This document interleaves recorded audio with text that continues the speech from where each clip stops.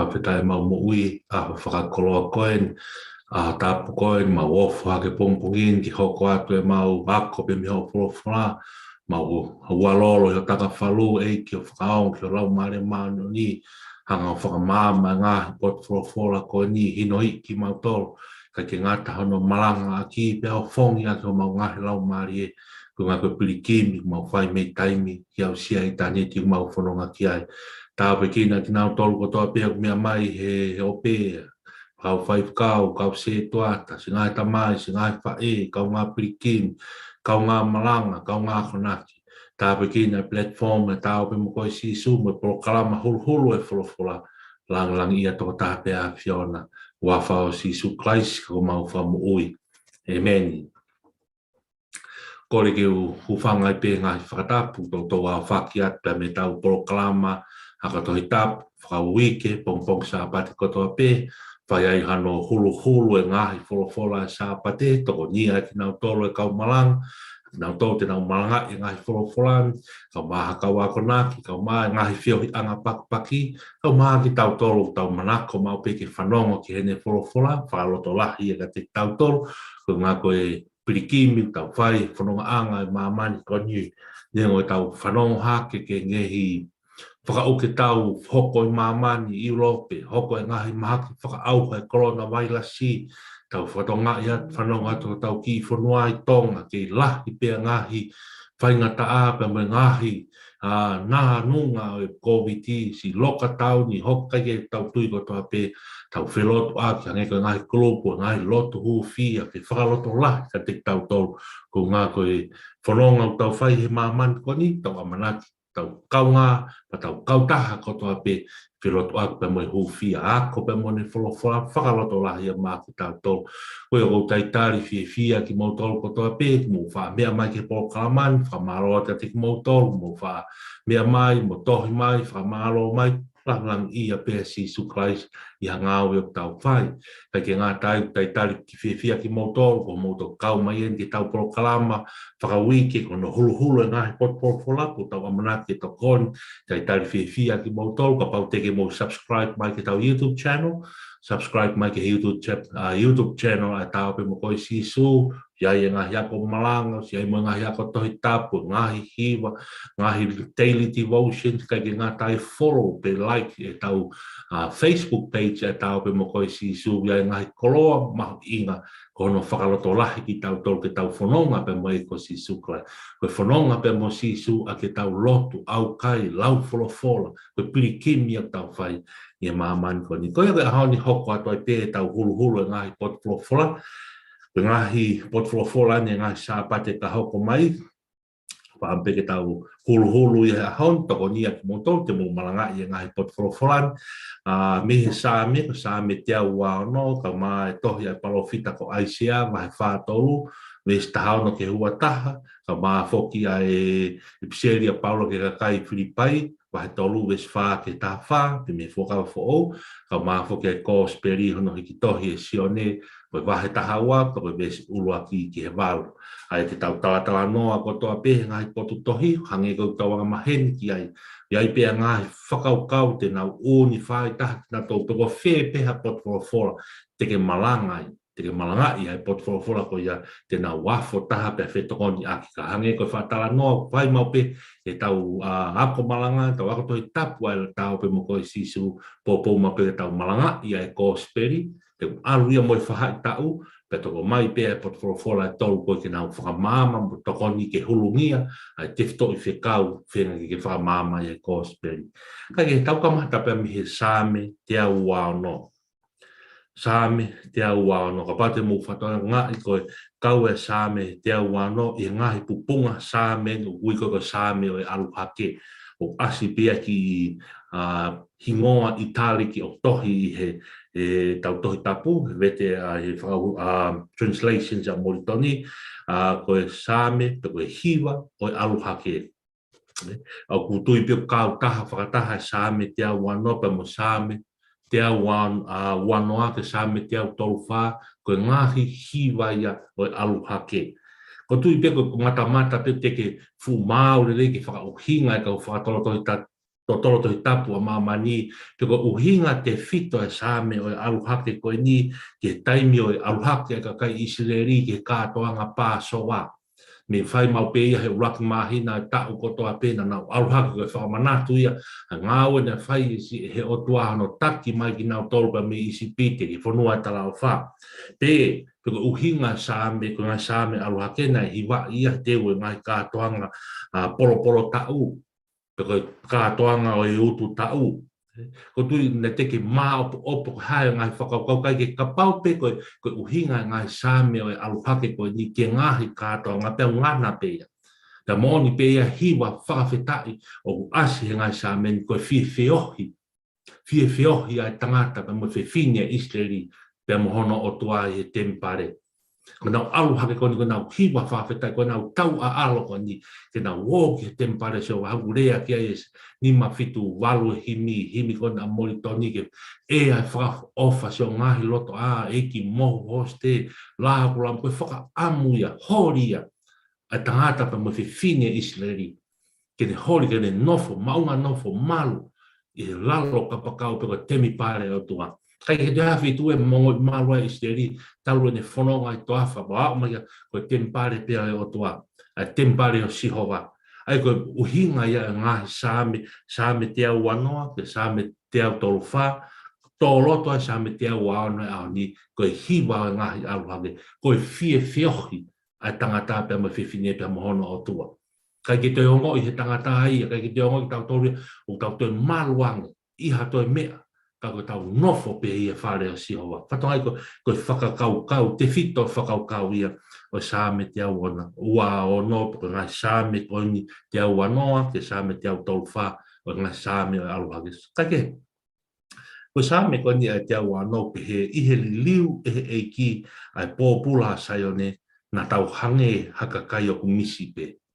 Liu ai eiki ai pōpula saione na tau hange hakakai o kumisi pe. Ko liriu ko tala noa nia mo whakaam mo visone pia mo nofo ai whatusa mea o brief. Whakafoke a whakaukau mo ata mai ko toa i te taimina hanga he o toa o veteange nau pōpula. Veteange nau pōpula me isi pite. Veteange nau pōpula o nau o mai ki nau tolu he toa wha, tau whanoa o whai o whanofo nofo na tolu. Nei veteange ki nau tolu. Ne hange piha misi pegi he nau mo. Na hange pe na keke tai amane kina. Kai whakawhitai ne ngahu ia he o tua koni o hoko. Na keke ngahu ia he misi a koni koe ko ha mea lau noa. Na koe misi koni na hoko mo oni. Na nau tauataini. Vesu laki. Vesu wana toki mou kata pe ho tau ngutu. Pe ko tau ero na hiwa tuku. Vesu tolu. Na tau toki lau e ngahi pure a ngā ko whai mea lahi maa tau tolu e Sihova. Pia ku tau fufi e fia. Patonga toki hoko vesi ua vesi tolu, hangi ha lau kau aki he Israeli, a hono otua Sihova, a ene taki mai, a ene veteange mai me nopo pōpura. Ko hiwaya aluhake, hiwaya nau whakawhetai mo nau woke whare o Sihova, nau woke tempare, pau nau whakamanatu, nau hiwa tu, a ngāu ne whai he otua, maa ki nau tau veteange he nau pōpura. Lau mai e ngai whanua lalahi, ma ngai whanua tāla, tua ma tu Maria o mamani koni, ka nai veteange ki nau tau e Sihova, me he mafi o mamani koni. himi ai nau lau kau aki. Pa nau hiwa he nau lau kau ko iau nau whanonga haka ke tempare. Ko ngā pe ko ngā wane whai e si hoa maki nau tau. Pes whāpat, haere wai nau tau tapa ko nau lotu kore kono pehe liriu e mau populai si hoa. O hange ko ngāhi ta whenga wai e wheitu kotonga. Vesti ma ko ki nau toru whai tangi pe nau whakaeka te nau utu mo hiwa fia fia. Ves whao si se nau alu tani ni e o toa wharukunga pula pula. Ako se nau hau ko hau fia fia.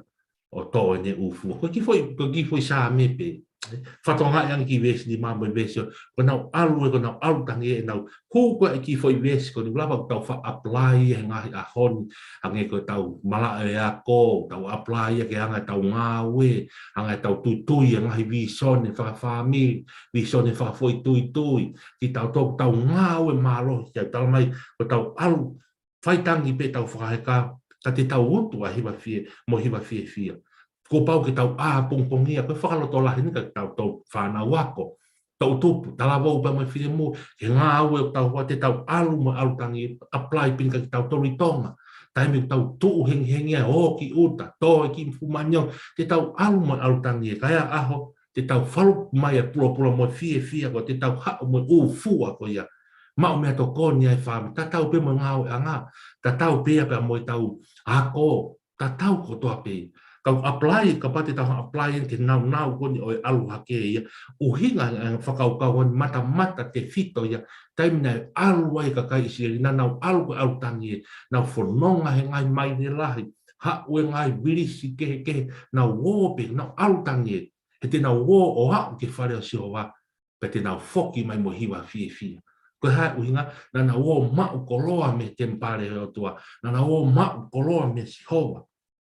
E pako tui pia o mai e ka tau tau. Ke whanonga piri kimi tala noa ke puna ke koe piri kimi tau whanongani. Tau whi ao he ngai whainga tā, whanonga ke ngai, pore mo ui, fua tau ngai, kolosi. Ka wai aho, tau mai te tau mawai e pare no kalauni. Ai tai meni tau kai ki tau tol ko ngako tau talaki e moni fola he o pe tau tu he moni e tohi tapu pa tau whanonga pa mo eko si suklai tala mai ai aho e whakatanga ki tau tol i ngai mo oni e tau tu e whakata mai whanonga pe loto toa pe tala noa ki ai e tohi a Whiripai ai pseri a paulate tau toki tala noa ki ai tutui atu pe ki he pare tutui atu pe ko tala noa ia o fie feohi a tangata Israeli pa mo fifine e feohi pa mo o tua koia nga o mea ia e pare te nyongo te alu ko alu tangi e ka ia e aho te alu o hiwa mo fie e hanga u whakatala noa lava pe apply ke ngai mo ui kotoa pe hanga e tau whenga e mamani ke mao hanga e tāpua ke lelei o e ako ngā au mo lelei ho tau sino ko pau ke tau karuse whai mea kotoa pe ko pau ke tau alu mo alu tangi e. Ka iai aho te tau foki mo hiwa fie. Tau foki mo hiwa fie o ina se fie whamiri, kai pia te ku lang ia e ko si suklai. Kai ke ngatai, tau apply pia sa me ko ke angai whanonga, tau maranga i e ko spirit, tau tū kahiwi, lot, au kai, whai hangau e rele ngai ahon. Hange ko tala noa, pau pe ke fua no kolos mono ngai, whanonga angai mamai, ka iai aho. Te tau mawai e pare, amalani ko pare ko kalauni o mawai mo tangata.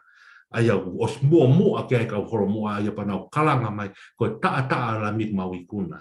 Pako pore pia ka tau sa me te au no ia, ai ke ka pate tau oni ko toa no whakau kau sa me tua te au ko hori ai karistiani e tō taha mo hori ke mo ui ke matanga pe ma wahe me heanga hala e mai ko ni ka alu ke tempare ko tempare o Sihova o toa hange tala no ke ke uhinga e ke tempare ko ne fotu se usare ma ka unga ke taimi o fiohi loto e tangata haere mai ki o toa pate whakahawa hoto loto haere mai ki o kai o mo pate kai o mo ko temi pare ia fiohi anga ai tangata pe mohono o toa kai ke ngatai pirikimi ai pe mo ui o au ke mo ui tangata sa me te au ano ia o toi os mama fe unga pe mono ngai te toi fe kau pau ke malanga ia fi sa me ko ni kai ke tau hoko atu ki he le soni hono wa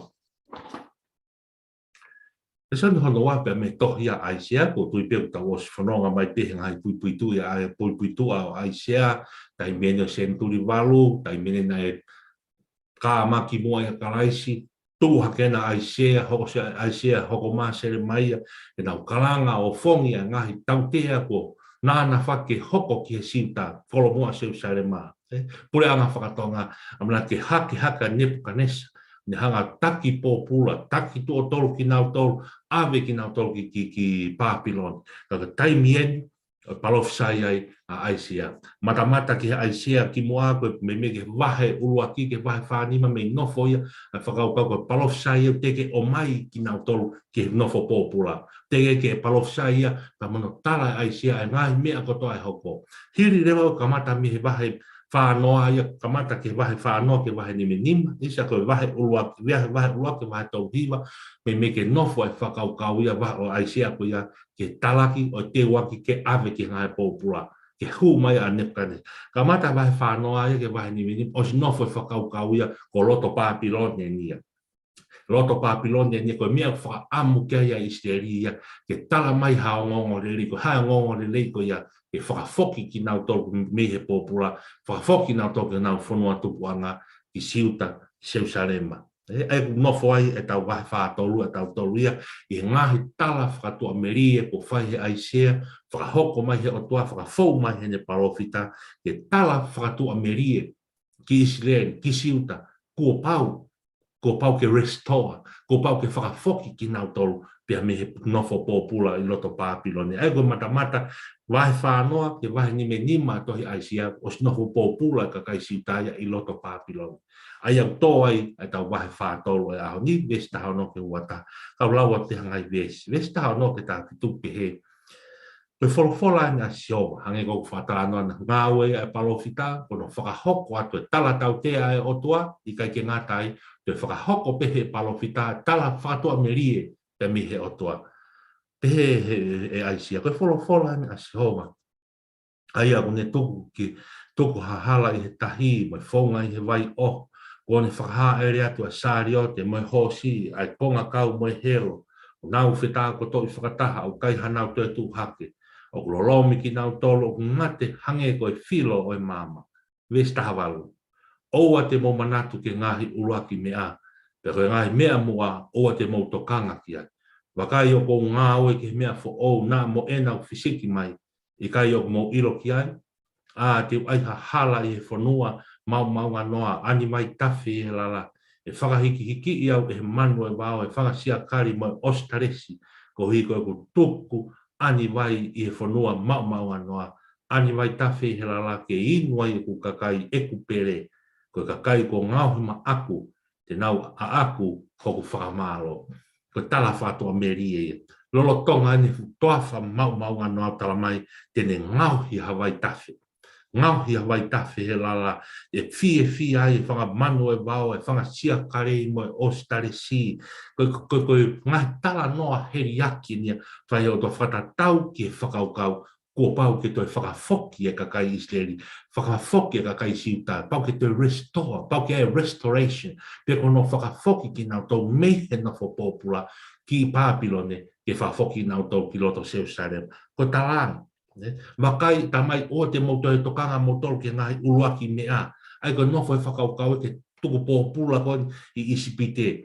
Mata nofo e whakaukau e kakai e Papilone, pehe ko oia ko tau toi tuku pōpula ki tau to o hange koe no kono whai mā ki tau tori i isipite ke tau whangakui. Talamai e sihowa ke talaka Aisea, talaka ki nau to o te moto e manatu moto ke ngai mea mua. Wakai o kia ia mea fo o, moe nā whisi, wai ngāwe fo o ia o tua tene whai māki mautoro. Tala mai teu ai ha hala he whanua maunga noa, ai wai ani wai tawhi i he lala. Lolo toko maunga noa ko niko ngā taime nau nofo pōpulai. Nofo pōpulai i he lala, ko whangi eni ha poto, ko foreigner, wheitu ia koe ka wheitu ena e anga ke, koe whanua, koe kolo ena e tupua, koe wheitu ena tala ofa mai ka kai Isteri. Tala mai e Sihova, tene ngahi ha whanua ha vai tawhi, tene ngahi ha hala i whanua maunga noa, tene ngahi ha vai tawhi, koe tala noa heri aki ai whakaukau, kene toi whakafoki e kakai Israeli, kakai Siuta ki loto Jerusalem. Ko tui hange kumanat ke whakaukau e tala noa e Sāmi, wa tolu me ngai Sāmi, lolo tonga pe tauhia Sihova tene takit, lolo tonga pe tala mai ke futoafa paku ka tala mai i kai. Ko whanonga pa mo whiohi mo o toa ia, tene ngau ia toa wha paku kako toa wha lau muko muka. Tene whakatokoto, tene pani lolo o tau mai, whonu mahu hua tau, ko tala noa ne fuloto toa wha. E paku kako e fuloto ko tala noa, ko heriaki e tala noa e o toa, ki ne tauhi ne kakai, e kakai sire. He kai te moutu e noa, neonga koe fu potu lalai. Whatonga iange, i he nofo e whakaukau e link, pe e whakaukau e ko nike sāme te awa no, ke sāme aluhake o e fio, hori ai tangata si ta, ta mo e whiwhine si ta, ene nofo popula, whakafoki au ki Jerusalema. Te kono whakaukau e ta, whakafoki au ki a Sihova. Nau toki o nofo e popula, toki vete e whakato malapa, nau te whoki ki a Sihova, o ki e taimi whoki no Aisea, uiaia Iskeri, uiaia Taniela, kau parofita, o loto rotonga whakahe, nau te whoki, nau au kai, nau te whakamore more, pehepe tau mo ui. Taimi tau o to loto ai e ngai angara, taimi tau manatua ki mahu inga, ko Sisu Christ peke tau whoki ai, tau hola ki a Sisu, hange pia ko sāme aluhake, fie feohi pe mo Sisu. Amusia manu puna ai au taka i o whare tapuna. Pa koe o whaambu kai puna ke nima whito. E ke ure o matapape. Ke he pe ke uofi atu. Ko la mo whakau. Ki hoku la a. Ko a fionai. Pea ko hoku whakaui. Ko whakaamu ia neongo tau o tohe angkara. Na o no nofo popula. Ke whakatu a merie mai pea o toa. Ki ha aho. Ko pau ke mauto e whoki mai ke whata maa whana o toa. Ko whakaloto lahi pakotui o se unga re rei pe ia ka tau tau whakatu a merie ia. Ai amanaki mo loto whai he tangata siuta me nofo popula me he toa wha me he lala tala mai si hoa tene ngahi ha hala e whanua mau anoa. Tene ngahi ha vai tawhi he lala. Ta tau peke tau whanonga o tau whai e tau tau he maaman koe. Tau whanonga maaman koe toa whai. Ko lala ni tau whanonga. Ka tala mai e ngahi e si hoa. Ai hala i e whanua mau anoa. Ko hai hala ko ia. Ko tui pio ki o smea i pio lawe. Kai ke te atahu rea ki ai e gospel. Ko au pe ko hala mōnua mo ko Sisu Christ pe ai hala ko ia. Tala mai tene ngahi ai hala. Ko hala ko ia koe koe unga ia ke halanga foki a me siuta. Iyo e taim pia whakamotua. O foki me Papilone ki e siuta. Ko hala ko ia tene hanga o matofa. Whanonga anga ko ia me mamani. Ke tawa o sia i tāniti tau whanonga kai fōu ia Sisu Christ. Ko fie whiohi ia ta mo Sisu. Sā mea aluhake. Ai sea whātolu ia. Nofo popula. Whenga peke whiohi pe mo Sisu. Whenga peke whiohi pe mo otua. Mahu ingai whiohi pe mo otua. Sai koe tohia ai sea. Ta hoko atrewa ki he fuakawa who'o. Ke ngore sone fuakawa who'o pe me Ipseria Paula ke kakai Filipai, ka koe wahe tolu, ves wha ke taha ko tuina tango stala noa peki moa, ke pui tua o tohi kona Paula, Ipseria Paula ke kakai Filipai, e whai ia ke fuafua siase na whakotu i Paula ke kerekero Europe, vai whanua i Loma, ko Mastonia. Whai ia tohini lolotonga ngai popula apostolo, e waha ngai whainga tā ia ko hi koe whakawhepaki na whai i ngau e whakakaristiane, kia te ia. E pako koe rotonga ne ngā pupulapa ne whai ai e ne tohi ko ne tohi ke whakaloto lahi pe ke tuu mao e tui whakatoka te rini, whakasino, whakata mai, whakalau maari, o i ka kai ko ni maki siasi ko ne whakatui wahenga i Loma, Mastonia, anu iai ko Filipai. E ki kai ngā loto ko ni pawhai ai e ne whakaloto lahi ko ni ka te kinau tō Filipai wahe tōlu e, pako i ves wha ke tā wha, pau te whatongai o lau mai e ves wha, ke ves i walu, nofo e whakaukau ia, ko hono tari ki tahe o tua, pe ko hono whenga taimi na hangai i Paula ko ne tala loto, nani hanga o whakatangai ai lotu. Nani whakatangai ai lotu, pa ne hoko ia ko tokua ko hono lau kau anga, i taimi ko ia. E ne hanga whakatangai, pa ne hoko ko tauhi lau, ka pau lau ki tauhi lau ko i whaaresi a Paula. Ka koe ngahi mea ko toa na ane mamai, pe ne whakakoloa i mua kone lau ia, ko koto whamasiwa. Lau ia koe koto whamasiwa, ko uhipe ko hai, ko ngā peko e ko Sisu Christ. Maari au pit, ves whaia ke ves fit. Ai mai pe ngahi mea tau lau kau aki, pa tau hon, tau fie tangata, fie fine aki o e mo ui. E tau mo ui he aho koe. Ka he taimi pe tau whetau laki, tau unu mai o whehui pe mo Sisu. Hangai Sisu o ririu e tau mo ui, ririu transform.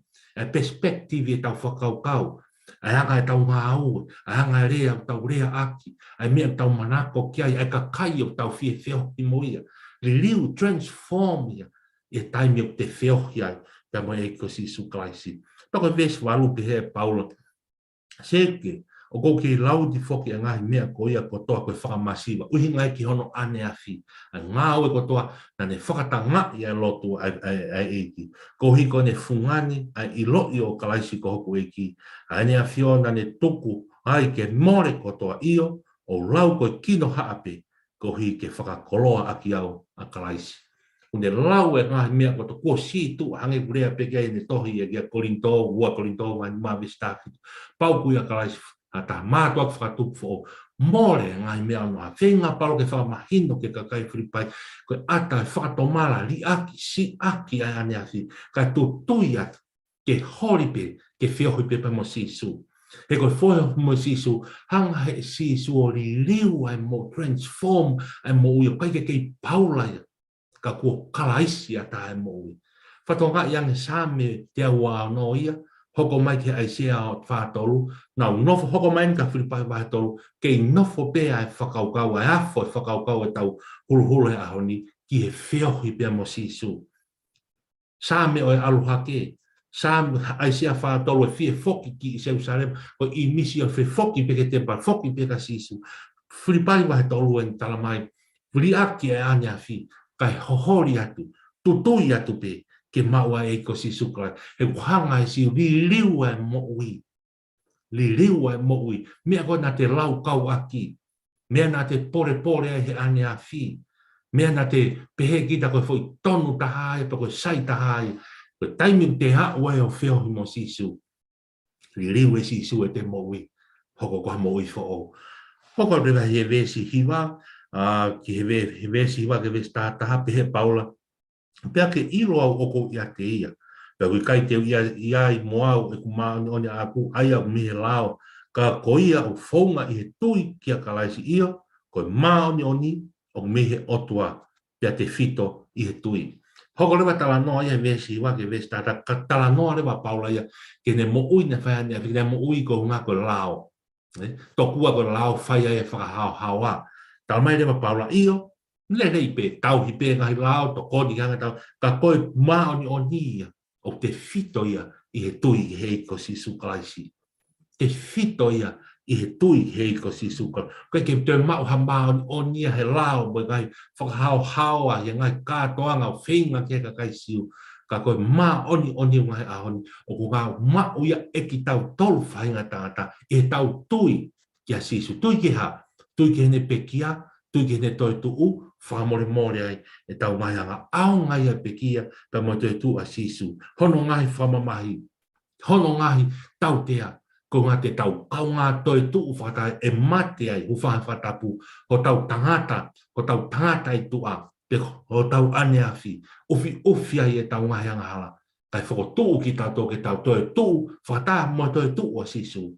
Ke mau ai mo tangata. E ko tu ko whakaloto lahi pe au ki potwolofola koni, to konia ki tau to malanga ia ki konga ai mahu inga. Ai mahu inga ke tau mau pe a mao no ni ma mai ko ngā ko tau tui ki he ko si su klaisi.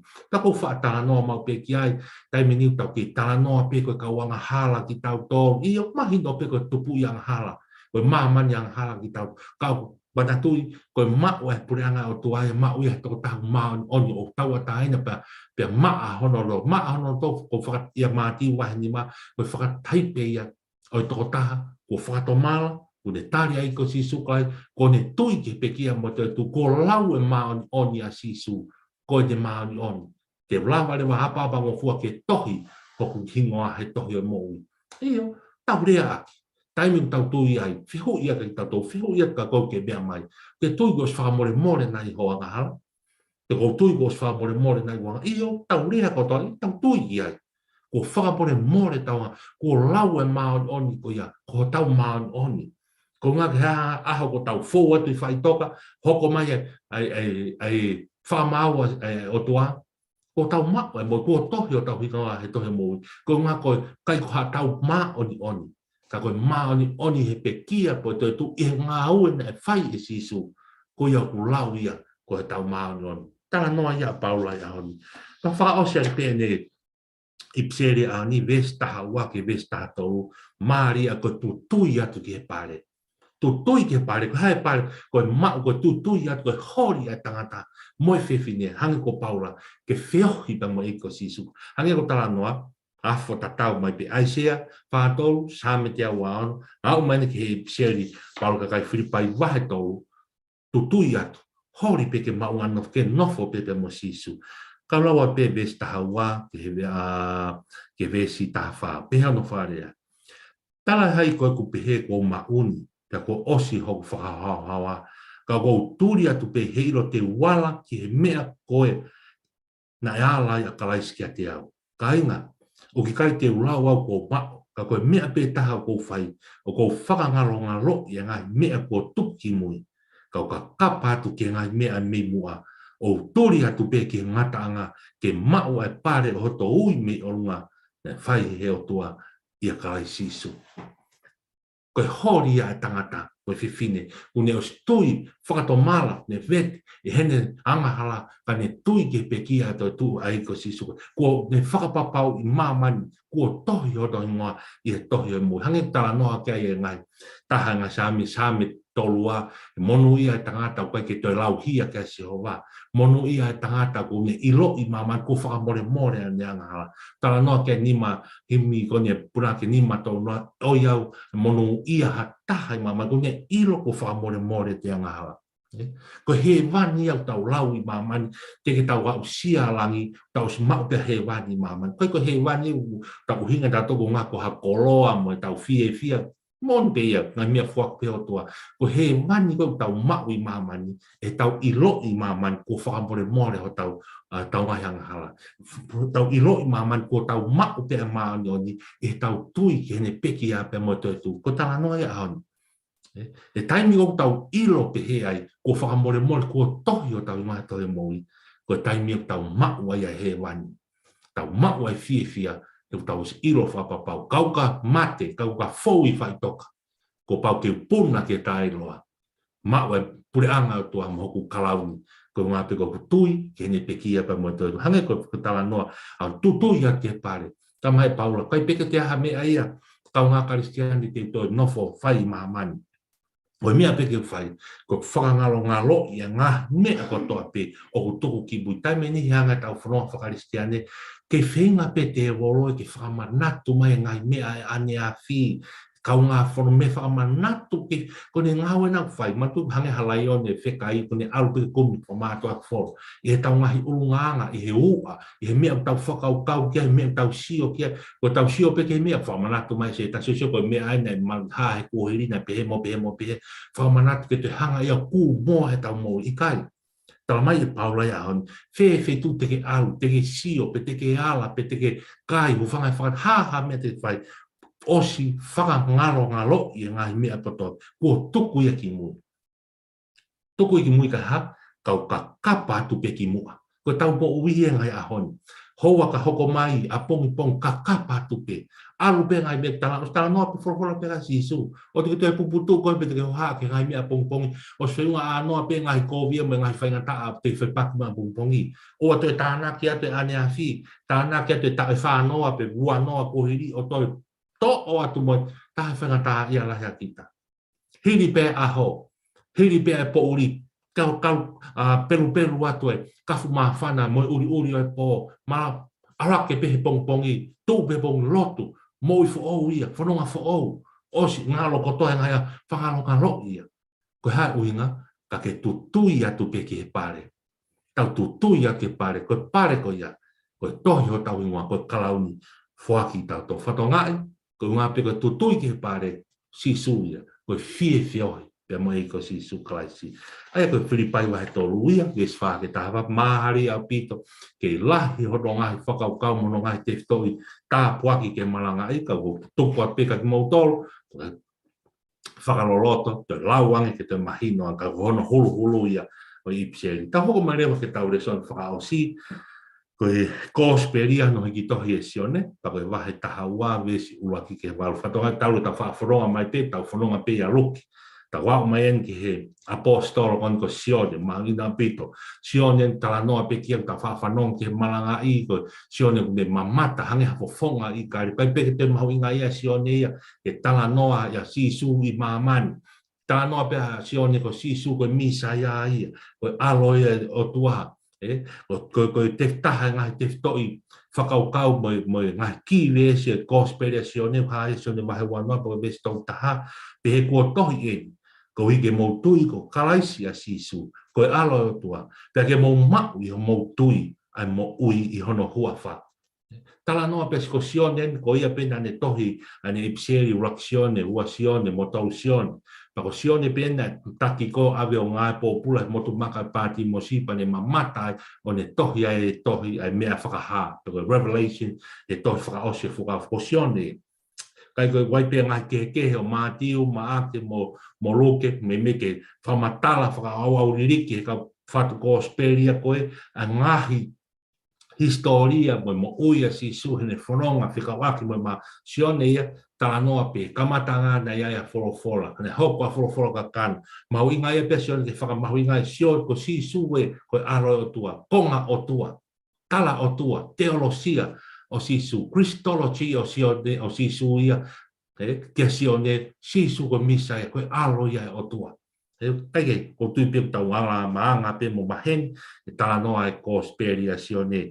Tawa mai te sione pa tahawa anta ko vesi uruaki ki vesi walu. Ai me nofo ai whakaukauan ko taimien nai foki mai ai a sisu. Tai kamata ke whanonga atu ia ki he nai wahe taha pa te whatongai lau wahe taha pene ko speri.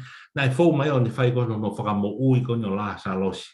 La salosien ko no tonga ane o mere ta mo maata I petani ai ko konga ki muia wa ta tala mai na hiri ene whakamoi ko ia na ane foki ia pa mo ka ko na foki na toki toafa ke ki feitu I toafa ko ki koloko I faremi ta ko toile mane a hono ki mua pa whakahoko ka toanga pasowa na foki mai le wa sisu na foki mai ko tau mua ki Jerusalem ki ka toanga pasowa pa na wa se matui foko ko petani ko whaki kolo tuku uta pe ia I tawhaki o Jerusalem pa na wa fere wa na ki malolo I Jerusalem ai ko ni ia la salosi ba mo mere mo maata hiri ko ia pa na ko hoko te na whanonga ke au ke pasowa whatonga ko kamata ni he wahe tahaua ko ne auen ke whanonga sisu ko au ki petani pa ne alo I pekon ki he tewe pasowa o ne tu ko I mua I monga orive o ne mamata ki loto Jerusalem o ne whaia ne tengi a Jerusalem o tui pek tau mana tu o suka pa ne whaia I pene haere whakatui peko sāpa te pā me ia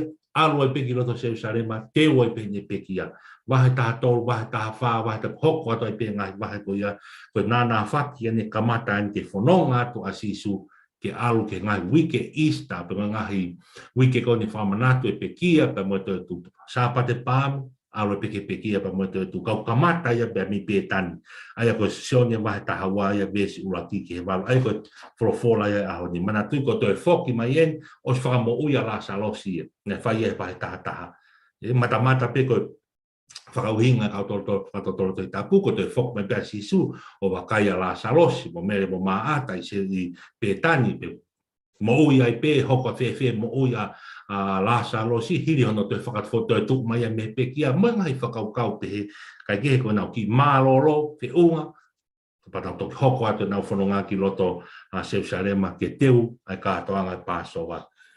Ai ke rau a pe ngai vesi pe vau patau whaere waha no whakamama whakalufua pehe sione pe ihe toi ono e aho pe whaia ia e Passover pe hawa sisu ki pe tani ko e potu na nofo ia la salosi ai ne whakotu e sisu me he pekia vesiwa pe nau whai ba an haka toanga he potu ko ia pe ne tau te pira ma ataka ko la salos pe taha ia te nau tol na whetā ko toi moia I he kai pe toai e mere ha pau ni lolo tā kai ko nā ti mo ni pe mahu inga lahi o ne tā kai aki ai wae o sisu o ne holo hono wae aki hono lou ulu pe fono e whare hinga ngatu e lolo. Ka ko si tasi skariote ko toko taha o ne kaua ko ai a kuene ke ne lawa ki I nane pehe. Ko hātai kai whakatau ai a loloni o mawai ha te nari o tolu ngiau o whaki ke masiwa. ka koe ne rea ko ia tawa e hai koe pehe nai ma mawha e masiwa kia te ia, ka koe uhi koe kai haa ia. Te koe mea ia te ia e nau puha pa ngā nane wha awe e ngahi mea nai riki ai. Vesi pitupa pe vesi wharu. Pea mea a sisu. Tuku pea he whine ke ne tauhi ia ke aho hoku tanu. Te koe mea ke masiwa te mou whia ngai ai pe mo ki mou tolu. Kai te mou whia ngai ai pe mo au. Hange ko whakatala noa, fau mai na sisu, pe mo ne kaua ko na whai e nau kai mea kai, ta mai ne tahi te pire a maata, kono tauhi mo tō kai, ta mai ne tāko to whataha pia la salos, mo toenga kaua ko tō pepa mo sisu, pe whare pe ku hū mai ko nia mere. E mahino le le ia, e ko speri kono hiki tohi e si o ne ia, ko mere, mo maata, ko ngo tō whiwhine o la salos, mo nau ki kolo i pētani. Ko mātiu ia, pa mo mātiu a wahe waono, vesi ono ke taha tolu, pa mo maake wahe taha whā, vesi tolu ke he hiwa. Nau tala noa ki nau tolu ia koe awhi mai a sisu ia ki pētani ke whare o Saimone, koe kiria. Mata pe koe whakau pe e toi nofo pe o tohu pe ko ngaka la salos uhinga nai si mau e mahaki koe kiria, mate ai, pa whai e whakamo ui. Palo tamai la lotonga koe nau kai mea kai he api o Saimone koe kiria pa hu atu e whiwhine. Ai koe ke explicit pe mahino mai ka ki tau tolu ia ai toko taha pe ko whewhi tu u. Pe ko pe tani en, ko hai Saimone, ka ko speri kono hiki tohi si o ne mahino le rei ko mere pe ko tō whiwhine ko o la salosi. Ko toko ua o mata ko ia nai hau o whai ai lolo na ati koni.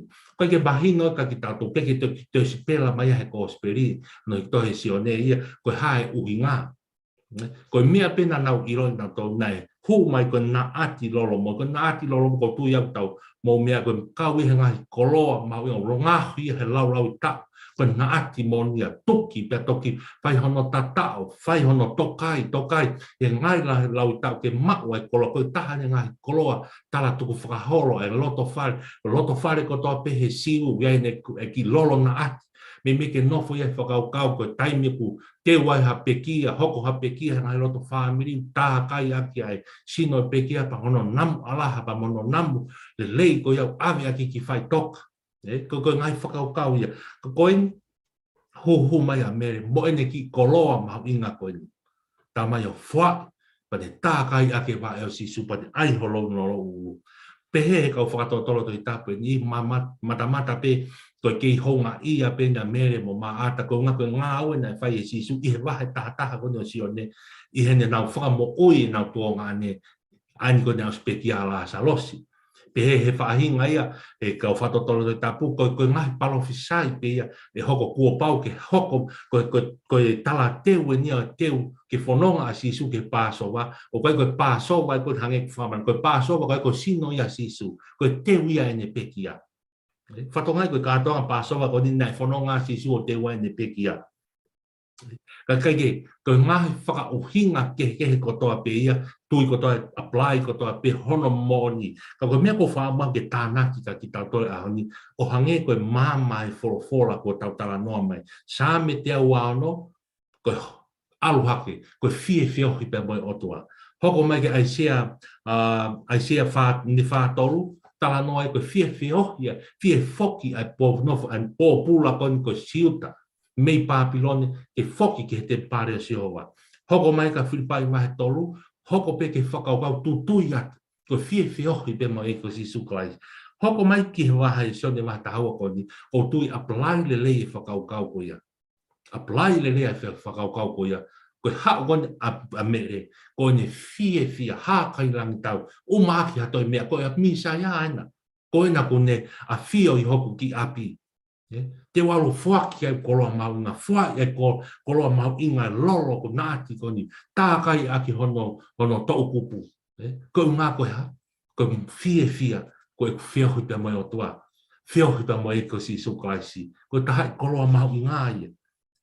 Patoki hange rewa o tonu rei afo tonu rewa I vesi fitu pa me vesi walu, he pehe e Sisu. He koe mea ke masiwa, whenga whoki talatu whoki e siutasi. Mea tonu ke whakatau e nā, mau e tolu ngea o whoakia mai masiwa. Hangi kon kono te whakauhinga koe whai e sione. Ko tala hai kone rea kone ma maho ke masiwa, ka unga whoko e kai haa ia. Ko ni mea na whai koe ala mau pe ke ka papanga. Ai nofo mau pe whakau ke he apply pe ka tau tolo. Tai me ni tau wha lea aki pe, whanki whanga whakatapu koe ngahi loi pe wha mata le le tau whai he ngāo e sia ngai ahon. I kai awena ke ofa ke masiwa. Ai ngahi rea ni tau wha tala tuku pe ke lang i a e ki hanga au e ha ako. Ha mea tau whai ka koe kono whehui to tonu ka are you sure? O ke whai ia, o tau whai ia. Ko whangi mea hange pia koe lea koe ki rea whakamata le lei. Ko ton pia ke whakatoka ngā i mang tau tō. Hange ku le o ifo, whakalotu ke tau whanong ki ai pehe koe e si ta. Tō mai pena ke ave o whakatau ke ave mai masiwa. Hange koe ngahi rea tau whai ngai ahon tuke lang i a e tau whoki mea ko toke lang i a e ki. Sai peke oua pehe ko ngā koe whina ngā lo i a e ki kai. Ko tui pia koe o whongi tau tō, he ngai mo ui whakasiu tasi ko ia o tau whakahoko i he mamai. Whakangāo aki e lo tū pa mo e ko si suklai si mo ngāo ke whakamata le lei aki ai hori ho tau kakano. Ko tui koe mea ke malangai he ki foi konga koe ni. Ke whakaho whongi tau tō, ke huai e tau hohori mo mea o tau whia mau, ka lawa ao whaki aki pia pāre tu aki ko ngā koe ngā hoa e ki. O hangi kon nei whai e siu tasi. Tau whatoa ngai, malanga ia kau malanga. O whongi ia ka ki tau tōle ngai ahon. Tau whai tatu e ngai mea ko ia kalo mai o tua tapu pa mo ia milang. Ke tau whenga whaka aringa re rei aki ahono huawha e mamani ko ni. Ke toho aki e whakamalo mo e whakawha ia mo e sio e kakai ko ngā peko tau ngā oea ke huawha maa o ni eikosi. Tala mai whorofula o te ke pehe. O ke takua noa koe huawha, o kai ke tohi, o he kai ke awhe whakamawa o toa ia, miha taha o ne takua noa huawha e si hoa. O hangi ko ia kung whai e siu tasi. Tari ko a si su, tuku pehe whine, tuku pehe ia ke hao tau. Tuku pehe e kakai, ke nau whai e nau hū, ke e ki e nau lotu, mo nau ngāwe, mo nau tuange pehe. He ko nau ngāwe a nau tō whai, ko ngā ko nau ngāwe ke heiko si su kalaisi. O te nau whai ka kai ai fuaki mo whai nau ngai ngawe ka te toki alu atu kita ia mo hori hoto kakano mo hoto roto ko ngā koe paanga mo koloa mo mea e whakatori ai hoto roto ka tupe pehe koa koe lang i ai a sis i kai. Tuange pe hange koe hukwa e whewhine aho e tanu hanga si suia hen o whora agi tā mahino ia e peki ai. Ko ngāti lolo ko ni kono tala teu ia teu ene pekia e funga e kolosi i hangahi aho pe anko amanake nau whanonga ai ki siuta ki seusare mā. Pe hoko mai vai vesi wau, he koe mea ke mea masi wa te mowhia ngai pe mo tolmo ia. Kai te mowhia ngai e pe moa. O hinga si isu ia ke foi whiohi koe, ke tau e wāwhia oa koe hiri e whiohi a si isu pe a moe kaua kou ia ia lasa, koe foi whiohi koe ia. Monu ia ki nau tolu. E nau mamata ki a si isu. Ko tau toriu, tau toki o mai, tau tori ngai ahoni, hiri e tau e wāwhia ua, me hoko mai a si isu ia, tā lunga mo e tohi tapu, tau ilo ai, mo e tau tui, whawhi tau laka tala mai, e iai aho te tau whiohi e pa mo si isu. Lea kai puna ke te tau hua tu sio tai pulo, tau mamata, koe mea ofa, mahu inga, koe kalauni ai pureanga o tua, koe tau mamata ke fofonga a si isu. O hange koe ni.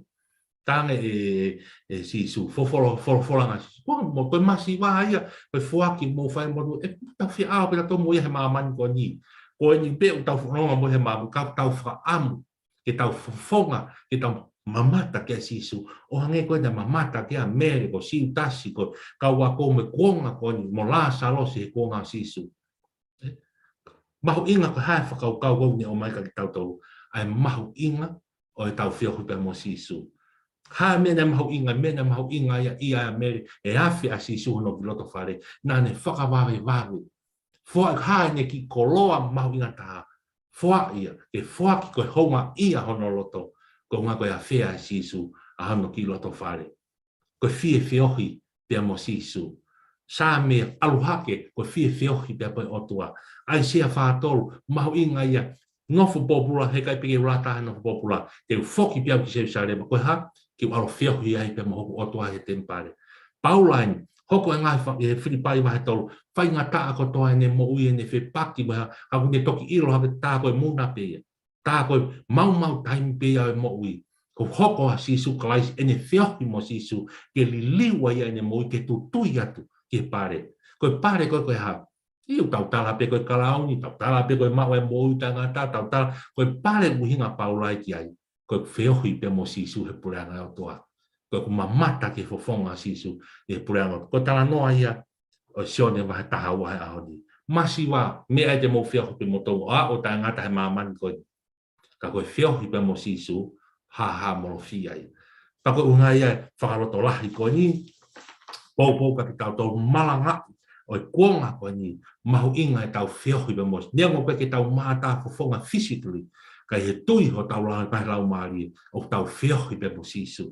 Ake ha, tau lau fora, tau nofo ki he e ki, pa tau au kai, tau wha whiohi pe mo tau kau ngā whanonga. Ka ke ngā tau ilo me tohi fora, na ngāo ki tau tau he imisi o hai, imisi o tua. Pea tā koe ku mamata ke ngai fofonga, hoku kau ngā api, fofonga hau kau ngā piri kimi, so ka ngā pana amo ngai whina, ngāo fofonga o tua, ko imisi ia o tua. Imisi o sisu kalaisi.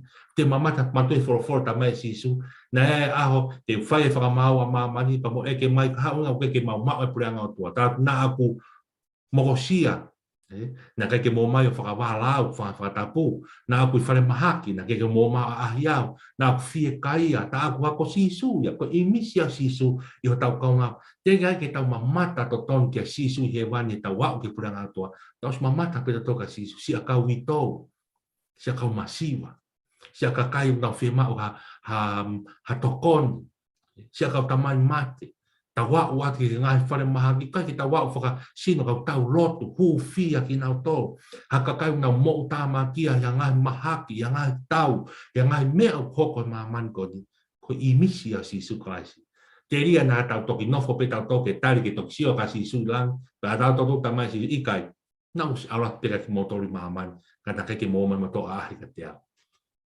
Ko imisi a sisu, kai ke ko tui, ko ngahi mo oni ko toa ia, ngahi folofola ko toa au ni, whakatawange, wak, ngahi hulu, ngahi pot folofola, te hanga pia o te whakamana tuat, sa me te au wano, no nofo pia whakaukau hiwa, arhake te mpai hori pe, ai tangata ke whiohi te mo sisu. Ai sea whātoru, nofo pōpula, ke hori pe, ai mo uia, ai tangata pe moi whiwhine karistiane, ke whiohi pe mo hono o tuai e te mpare se ustarepo. Whiripai wahe tolu, tutui atu ke mau e pare. Hai pare ko ia, ko whiohi pe mo sisu. Aluhake pe ke whiohi mo sisu. Sione wahe tawa ves urak ke waru, mau inga ia a mere, ko e awhi a sisu, ke whiohi pe mo hono ki family. Masiwa te tau whi ao moi, hawe tau whiohi mo sisu, whakatangata pe. Ko tui po whalato lahi a mā ki tau tau, iai pe aho te tau whiohi tū loa pe mo sisu, he pureanga o tua. Kai he māman ko di, tau ofa ki o tau ngā o kau ngā pi, lo tua o tau kau ngā whanonga, ko e tau whiohi ia mo sisu. Whatawange wata e wholofola e aho ko ni, ki tau lotu, toa mafi ke tau pekina e wholofola whaihono hulu whakamāmā, mālo lau mare mani on, whaloto lahi a mā ki mau tolu, kau māsi kau ngā malanga ki nau tolu ko toa peku mea mai au pe. O whongi a ngahi maoni e wholofola ko ni, whakamahino ai mahu inga o mau whiohi mau pe mo koi sisu. Koe poro kala mai a koe tau pe mo koi sisu. Me he pong ki he whiawi hopo e laha ki he tō oha ke aho e alo maari, alo tāma ke alo maari. Ha e tōpunga aho ta wō pe mo koi sisu.